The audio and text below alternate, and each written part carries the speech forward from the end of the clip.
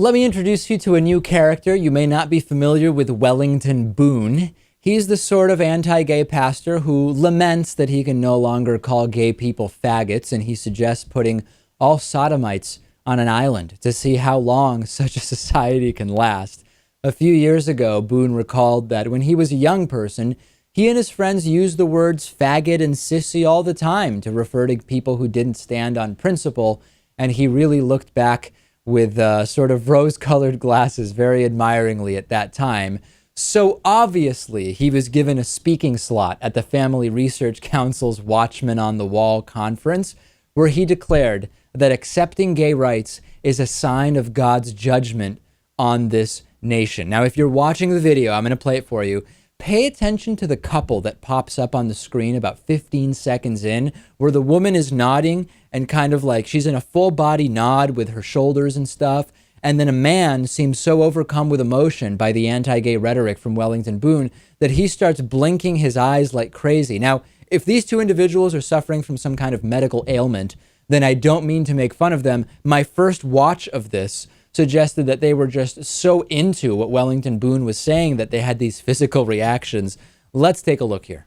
How could a U.S. senator or a congressman or a Supreme Court justice make a decision that goes against the creative order of God? The family is a man and a woman without compromise. And now it's getting so that we talk about liberty. We say, well, it's not about that community. It's not about gay rights. And so it's like we whisper the word. We're afraid of those people. They represent 1 or at the most 3% of society. But without heterosexuals agreeing with them, they have no power at all. But let me tell you the judgment here. The Bible says, if you hearken to my voice and do what I say, he says, one of you should chase 1,000 and 2 of you would chase 10,000. But he said, if you don't listen to me, one of your enemies will chase 1,000 of you. What has happened? We got just a few people chasing us down so that they become the top of the agenda in every sphere. So the problem, Lewis, is that there are straight people who agree with gay rights. Like Wellington Boone said, if it were just gay people on the side of gay rights, they'd have no shot. Just like if we only had black people on the side of ending slavery and all non-black people thought we should continue slavery, we wouldn't have gotten rid of slavery. It's a very similar concept, right?